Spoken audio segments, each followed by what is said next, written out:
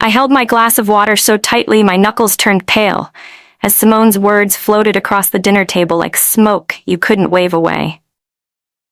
"So I'll be moving into your house next week," she said casually, as though she were announcing she was switching to oat milk or starting yoga. Her smile was soft, almost innocent.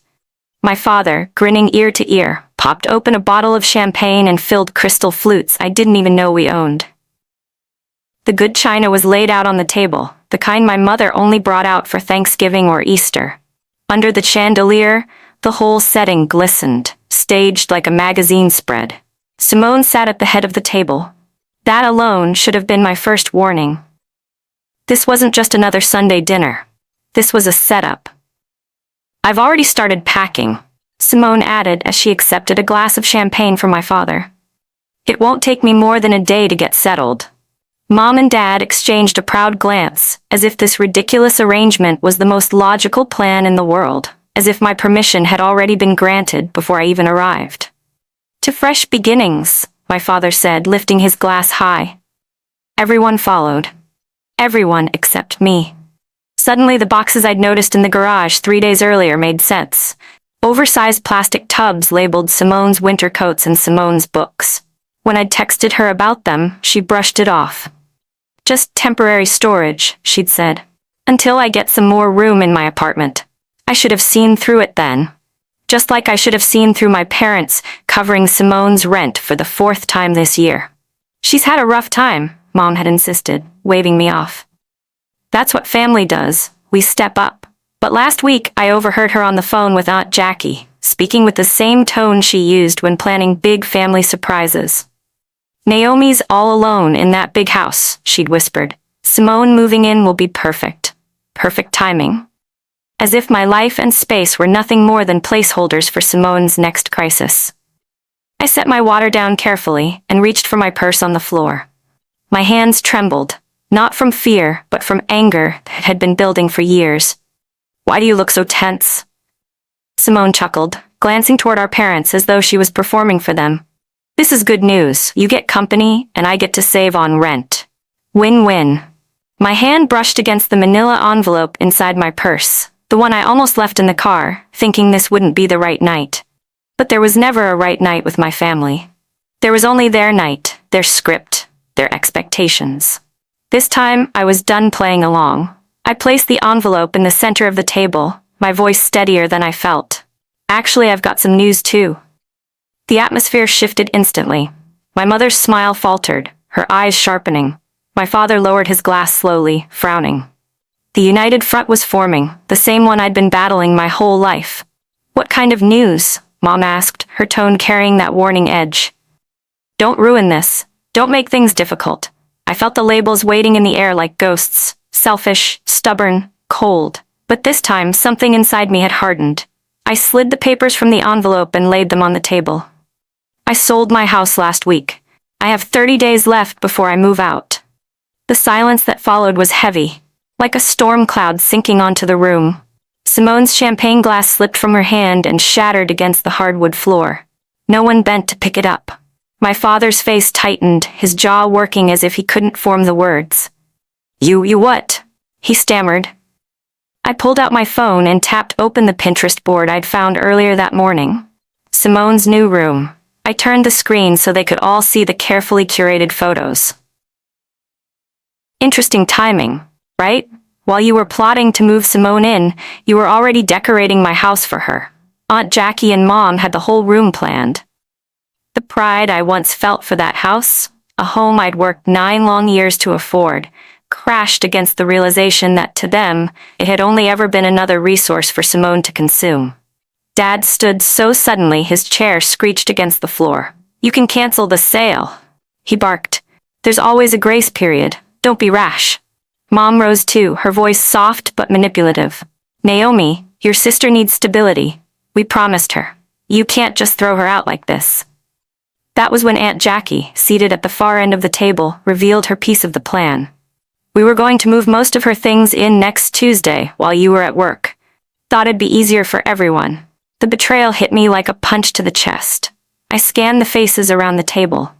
Only Miss Dorothy, Mom's oldest friend, kept her eyes low, staring at her plate, refusing to join the act. My father's voice grew colder. What about your property taxes coming up? Don't forget, I've always helped with those. His words carried the not-so-subtle threat of financial leverage. Mom tilted her head, her tone dripping with concern. Baby, are you okay? This isn't like you. Selling your house so suddenly? It feels impulsive. Have you been taking care of yourself? I recognized the tactic immediately. If you don't comply, you must be unstable. And I'd lived under that manipulation my whole life. Simone's voice cracked as she burst into tears. You only did this to punish me. You sold your house just so I wouldn't have anywhere to go. I looked at her through the blur of anger and disappointment. Every boundary I'd ever set had been twisted into cruelty. Every choice for myself recast as selfishness. For a breath, I considered laying everything bare. The busted finances, the sleepless nights, the numbers that didn't care about anyone's feelings. But explanations had always been turned into weapons in this family.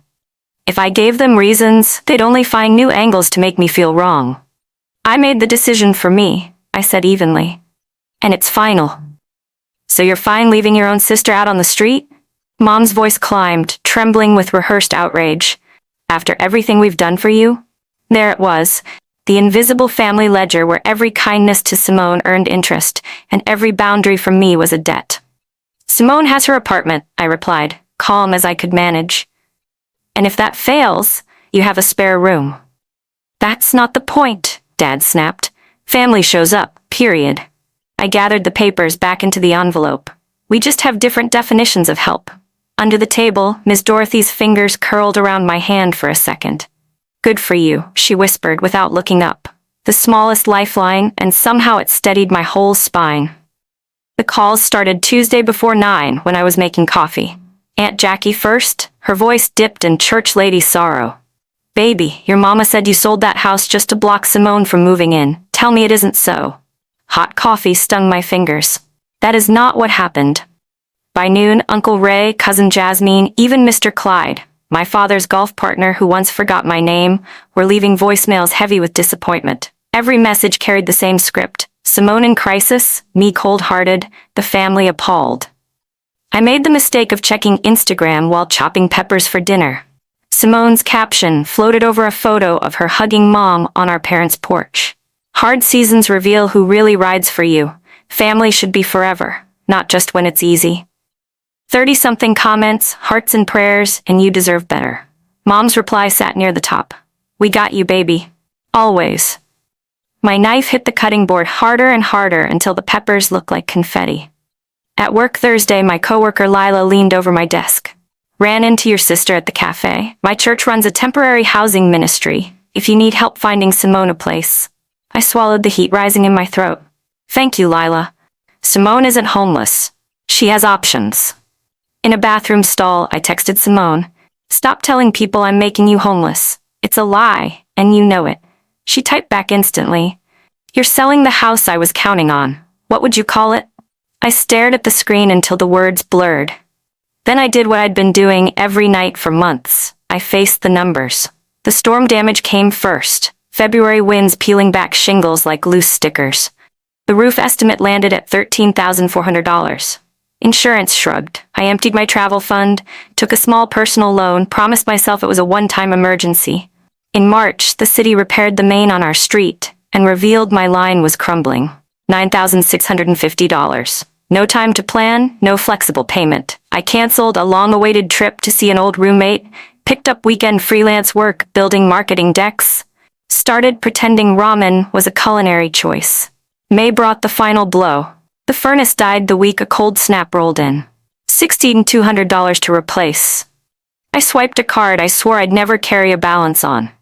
Night after night, I sat at my kitchen table with bank statements, loan documents, and a calculator that didn't care how careful I'd been. Sleep drifted further away. I cried the kind of quiet tears that only showed up after midnight when the block was dark and nobody could catch me breaking. By day, I patched myself together, concealer over the crescents under my eyes, a belt pulled tighter over jeans that had begun to sag. Temporary situation, temporary solution. I boxed my life a little each evening. Books stacked in bankers' boxes, Framed smiles of cousins and friends wrapped in newspaper, a photo I'd forgotten, me on the front porch, beaming, keys in my fist the day I closed. I traced the frame and remembered the feeling, pride that didn't ask permission. I built a paper fortress too, every invoice in date order, every transfer printed, every text I might need screenshotted and saved. If the family had a story, I had receipts. Saturday, a knock rattled the front door. My parents' sedan and Simone's little red hatchback were in the drive. They filed in like a delegation sent to bring the prodigal daughter to heel. "You're really going through with this?" Mom demanded, eyes skimming over the labeled boxes. "The closing's in 3 weeks," I said, wrapping another plate in newsprint. "Your sister needs you," Mom pressed. "You've always been selfish, Naomi, but this is beyond." Something slid into place inside me like a lock turning. "Has anyone asked what I need?" Dad cleared his throat, about to deliver a lecture. I didn't stop packing. "I need breathing room," I said, voice even. "I need to stop waking up at 4 a.m. trying to figure out which bill can be late. I need to stop sinking money I don't have into repairs I can't afford." They looked around for somewhere to sit. I didn't offer chairs. For once, I let the silence do the talking. That evening, Miss Dorothy arrived with jollof from the spot on Fulton and 2 bottles of red. We wrapped photo albums on the floor. "Patterns are stubborn," she said, smoothing tissue around a crystal vase my grandmother left me. "But breaking them is how we save ourselves." Monday, a text blinked from Thomas down in IT. "Need a hand moving this weekend? Got a truck and 2 good shoulders. Name the time." In my inbox, a message from my financial advisor, Brianna. "Townhouse application approved. Based on your numbers, this move lowers monthly housing costs by 44%. Right call for long-term stability." I stared at those words, lowers stability, the kind of language nobody in my family used with me. They asked what I needed instead of telling me what to give. I spread every document across my dining table. Statements, repair bids, tax notices, loan terms. This wasn't going to be an intervention for me, it was going to be an education for them. And they weren't going to like the lesson.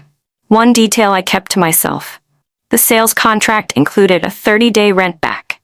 Even after closing, I had a month of paid breathing room, time to land on my feet, whether they approved or not.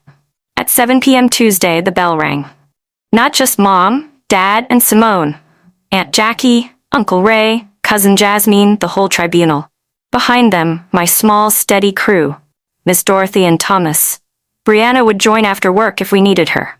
I stood at the head of my table, the place that had always felt forbidden to me. My hands didn't shake as I opened the folder. "Before anybody says a word," I said, "you're going to see the truth." And I began to lay the papers down, one by one.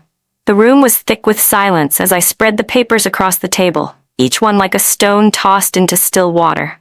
"This is the roofing invoice," I said, sliding the sheet forward. $13,400. 30-year shingles that only lasted 22. Insurance covered nothing. Uncle Ray leaned closer, squinting. The lines on his forehead deepened as he read. "This," I added, laying the next sheet beside it, "is the water line repair. $9,650. No payment plan, no warning. I dropped the furnace replacement on top. $6,200. I ran out of options after that."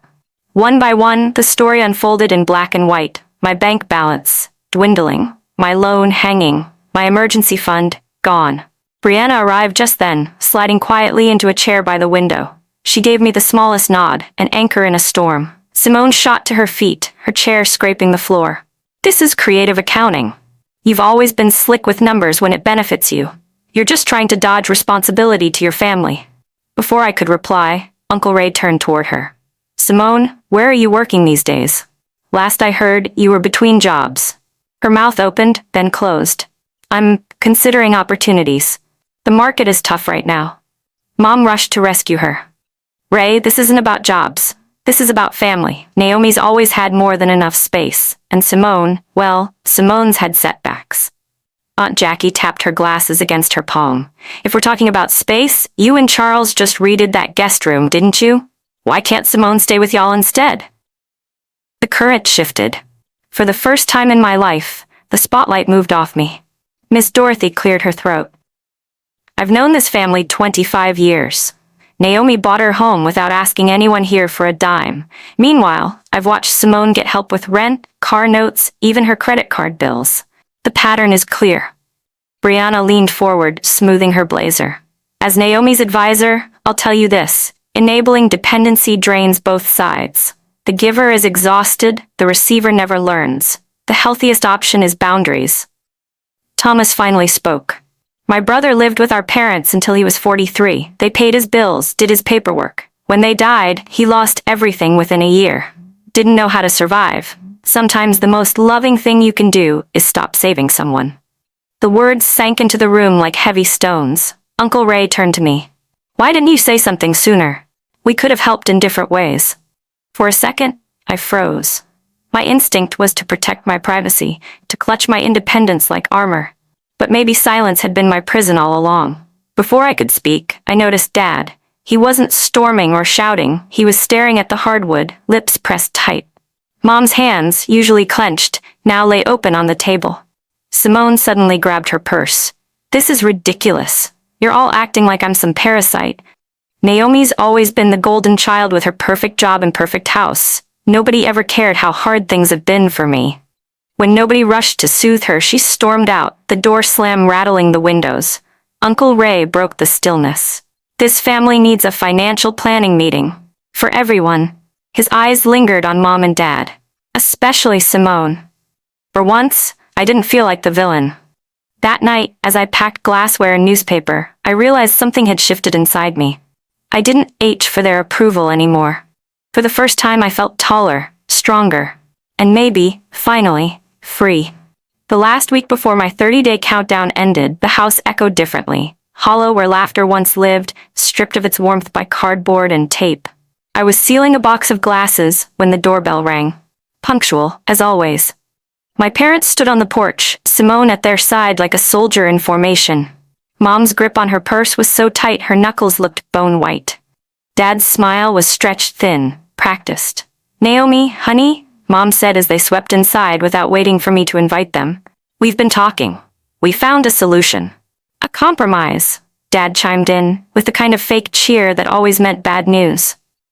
Simone followed them in, her eyes darting around the half-empty living room before settling on me with a carefully rehearsed look of gratitude. "I really appreciate you listening." They made themselves comfortable on the couch while I stayed standing. The imbalance was deliberate, and we all knew it. "We know you're determined to sell," Mom began, laughing nervously. "But instead of Simone moving in, what if you helped her get her own place?" Dad nodded, careful not to mention actual numbers. "Just a little loan to get her started. With how successful you are, it wouldn't even set you back."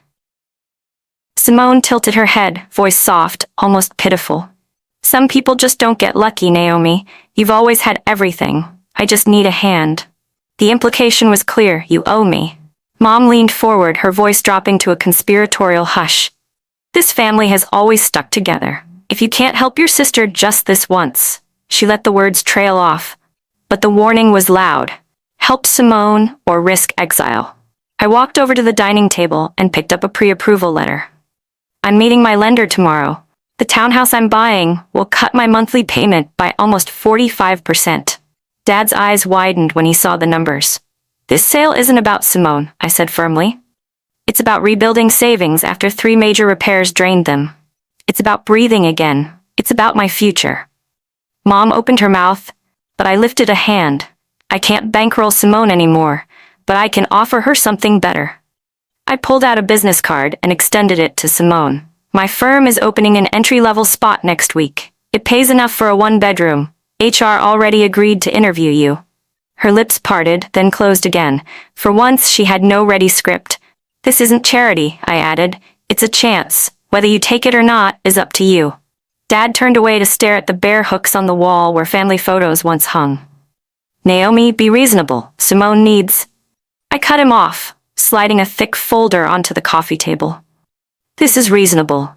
Inside was a spreadsheet I'd compiled late one night. Every bailout, every rent payment, every car note my parents had covered for Simone over the last 5 years. The total at the bottom, circled in red, made Mom gasp. "This isn't love," I said quietly. "It's dependence, and it's hurting her, and you." Dad flipped through the pages, his silence more telling than any argument. Mom whispered, tears trembling in her eyes, "We just wanted to help." "The best help is teaching someone to stand," I replied, steady even as my heart pounded. "You taught me that once, remember?